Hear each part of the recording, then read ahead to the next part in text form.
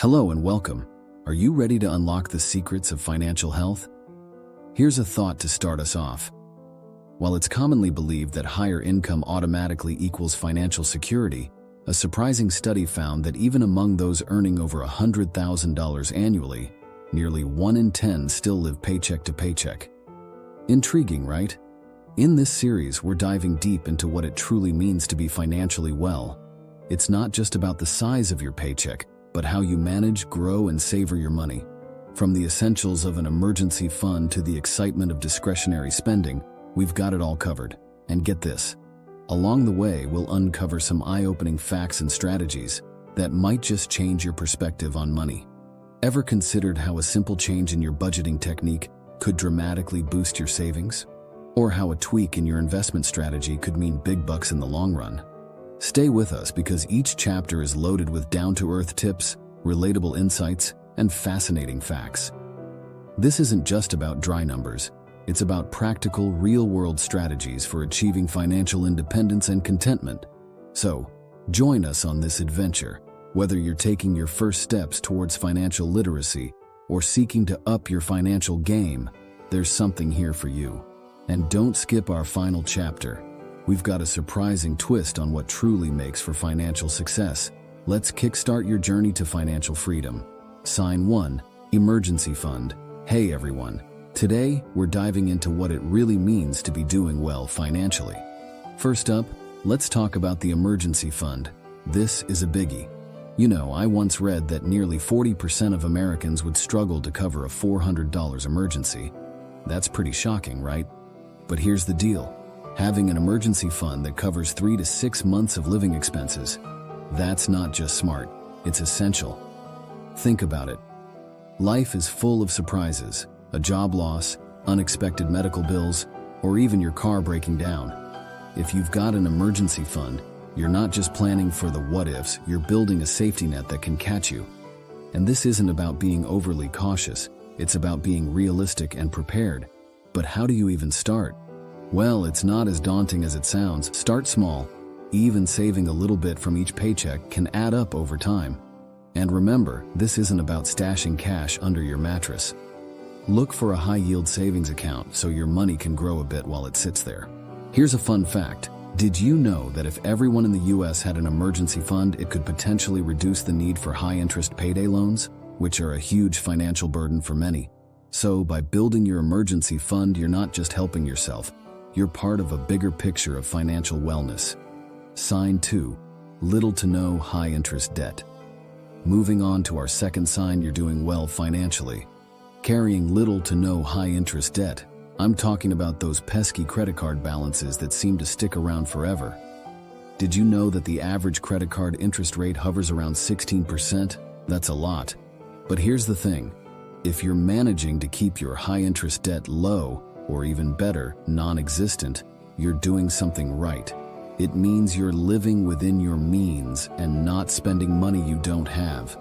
This isn't just good for your wallet, it's great for your peace of mind. Debt can feel like a heavyweight, right? But by keeping high-interest debt at bay, you're essentially giving yourself a raise. How? Well, every dollar you're not paying in interest is a dollar you can save, invest, or use for something you actually enjoy. And let's bust a myth while we're at it. It's often said that you need to carry some debt for a good credit score. Not true. What matters is how you manage your debt. Paying off your balance in full, on time, every time. That's what really boosts your score. So if you're one of those people who've tamed the high-interest debt beast, or are working on it, give yourself a pat on the back. You're on the right track to financial freedom. And remember, tackling debt is like running a marathon. It's a journey, not a sprint. So, keep at it. Stay focused and watch how it transforms your financial life. Sign 3. Regular savings. Alright, let's jump into our next sign of financial health. Regular savings.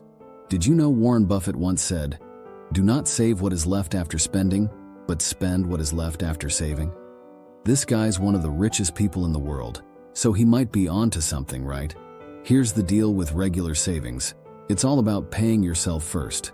Whether it's for retirement, a dream vacation, or that home you've been eyeing, making savings a priority is a hallmark of financial savvy. Think of it as a commitment to your future self. But how much should you save? A common rule of thumb is the 50-30-20 rule. 50% of your income goes to needs, 30% to wants, and 20% to savings. But remember, personal finance is personal. Your savings plan should fit your life and goals. And it's not just about stashing cash away, it's about smart savings. That means looking for accounts with good interest rates or considering automatic transfers to your savings account. Automating savings can be a game changer. It's like putting your financial growth on autopilot. Remember, every bit counts, even if you're starting with a small amount. The power of compound interest over time can turn your savings into a much larger sum. As Albert Einstein reportedly said, compound interest is the eighth wonder of the world. He who understands it, earns it. He who doesn't pays it. Sign 4. Investment portfolio. Now on to something that might sound a bit intimidating but is super important: your investment portfolio. You don't have to be a Wall Street guru to get this right. As Tony Robbins, a big name in the self-help world, puts it, the stock market is a device for transferring money from the impatient to the patient. Having investments beyond a savings account, like stocks, bonds, or real estate, shows you're not just saving money, you're making your money work for you. It's about taking a step beyond saving and actively growing your wealth. But where do you start? The key is diversification. Don't put all your eggs in one basket. Spread your investments across different asset classes. This reduces risk and can lead to more consistent growth over time. And you know what's really cool? Nowadays, getting into investing is easier than ever. With online platforms, you can start with a small amount of money and learn as you go. Plus, these platforms often come with educational resources to help you make informed decisions. Remember, investing isn't about making quick bucks. It's about long-term growth. As Warren Buffett says, time is the friend of the wonderful company, the enemy of the mediocre. Patience and consistency are your best friends in the investing world. Sign 5. Positive cash flow. Welcome back. In this chapter, we're diving into the importance of positive cash flow. It's like what personal finance author Robert Kiyosaki says, it's not how much money you make, but how much money you keep, how hard it works for you, and how many generations you keep it for. Positive cash flow, when your income exceeds your expenses, is a clear indicator that you're on the right financial track. It's not just about earning a lot. It's about managing what you earn smartly. And here's an interesting fact. Studies have shown that people who regularly track their cash flow tend to save more. Why? Because when you're aware of where your money is going, you make better spending decisions. So how do you achieve a positive cash flow? Start by reviewing your expenses. Are there subscriptions or services you're paying for but not really using? Next, look at your income sources. Are there opportunities for a side hustle or passive income streams you can tap into? But it's not all about cutting back, it's about balance. Positive cash flow gives you the freedom to enjoy life today while saving for tomorrow. The goal is to find that sweet spot where you're living comfortably without jeopardizing your financial future. Ready for more financial wisdom? Click subscribe below to join us on this journey to financial freedom. Sign 6. Retirement planning. Now let's talk about something we all dream of, a comfortable retirement. But dreams need plans to become reality. As famous investor John C. Bogle puts it, time is your friend. Impulse is your enemy. When it comes to retirement, starting early and being consistent are key. Actively contributing to a retirement plan, like a 401k or an IRA, isn't just a smart move, it's an essential part of securing your future. Did you know that according to a recent survey, a significant portion of Americans fear running out of money during retirement more than they fear death? That's a startling statistic, but it highlights the importance of retirement planning. So, what can you do? First, take advantage of employer-sponsored retirement plans, especially if they offer matching contributions. That's free money. Also, diversify your retirement savings. Don't just rely on one source. Explore IRAs, stocks, bonds, and maybe even real estate. Remember, retirement planning isn't just about saving. It's about investing in your future self. And it's never too late to start. Even small contributions, if made consistently over time, can grow significantly, thanks to compound interest. Retirement might seem far off, but the sooner you start planning, the better off you'll be. It's about giving yourself the freedom to enjoy your later years without financial stress. Sign 7. Insurance coverage. Hey there. In this chapter, we're unpacking the often overlooked aspect of financial well-being, insurance coverage. As Nassim Nicholas Taleb writes in his book, The Black Swan, insurance companies are in the business of betting against very low probability events. Now, while we might not all be insurance experts, this concept is vital for us too. Think of insurance, whether it's health, life, disability, or property, as your financial shield. It's there to protect you from the unexpected events that could otherwise derail your financial stability. And here's something you might not know. A study found that medical expenses are among the top causes of bankruptcy in the United States. That's a sobering thought and a clear indicator of why insurance is so crucial. Getting the right insurance isn't just about ticking a box. It's about understanding what coverage you need based on your life situation. Are you a homeowner? Think property insurance. Have a family depending on your income? Life insurance is key. And while insurance might seem like an unnecessary expense, especially if you're young and healthy, it's actually an investment in your peace of mind. With proper coverage, you're not just protecting your assets, you're ensuring that a curveball life throws your way won't leave you or your loved ones in a financial bind. Sign 8. Credit score health. Moving on to Chapter 8, let's talk about something that might seem a bit mundane but is super important: your credit score. As Dave Ramsey, a popular personal finance guru, often emphasizes, a good credit score is a sign of a well-managed debt life. But remember, it's more than just a number. It's a reflection of your financial habits. A good to excellent credit score does wonders. It can mean lower interest rates on loans, better chances for loan approvals, and even more negotiating power. And did you know that in some cases, your credit score can even affect your job opportunities and insurance rates? So, how do you keep your credit score in tip-top shape? It's not rocket science. Pay your bills on time, keep your debt levels low, and be cautious about opening new credit accounts. And here's a tip: regularly check your credit report for errors. They're more common than you might think. Remember, building a good credit score doesn't happen overnight.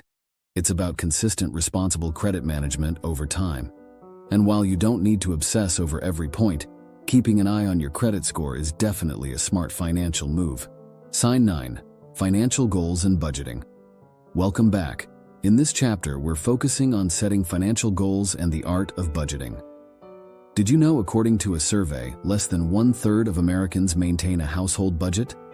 Yet, budgeting is like having a roadmap for your financial journey. It can be a game changer. Setting and following financial goals isn't just about saying, I want to be rich one day. It's about breaking down that big dream into achievable steps. Want to buy a house? Start a business? Retire early. Your goals shape your budget, and your budget helps you reach those goals. Now, let's talk strategy. The 50-30-20 rule is a great starting point for budgeting, but tailor it to fit your goals.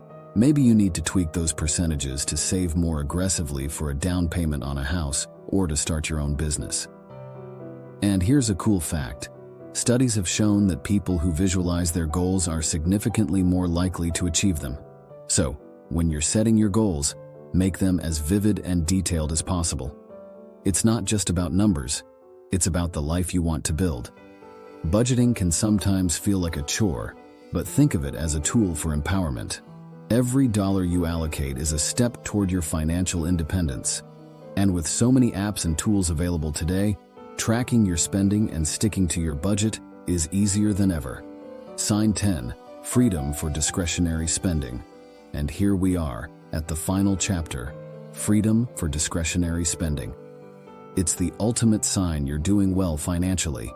Imagine this: being able to enjoy the extras in life, a fancy dinner, a spontaneous weekend getaway, a hobby you love. without worrying about breaking the bank. That's not just financial stability, it's financial freedom. Discretionary spending isn't about being extravagant. It's about having the freedom to choose. It means your essentials are covered, your savings are on track, and you have extra to enjoy. But here's an interesting statistic. Despite their wealth, many high net worth individuals actually spend far less than they can afford on luxuries. Why? Because they understand the value of financial freedom over material possessions. So, how do you get there? It goes back to everything we've talked about. Emergency funds, avoiding high-interest debt, regular savings, smart investing, insurance, and a good credit score. It's about making wise financial decisions consistently, over time. And remember, discretionary spending should be guilt-free. If your budget is balanced and your financial goals are on track, there's no harm in treating yourself. It's not just about accumulating wealth. It's about enjoying the journey and the fruits of your hard work. And that's a wrap. We've navigated the essential landmarks on the road to financial well-being. From building that crucial emergency fund to enjoying the freedom of discretionary spending, we've covered a lot of ground.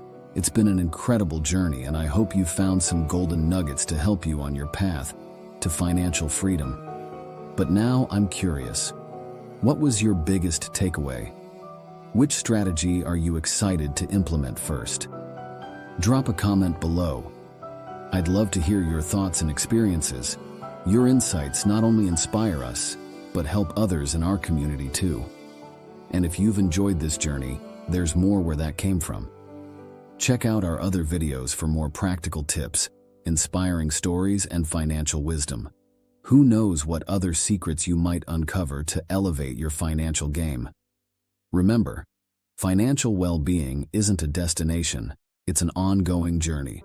So, keep learning, keep growing, and let's make financial freedom a reality for everyone. Thanks for watching, and don't forget to like, share, and subscribe for more content that can transform your financial life.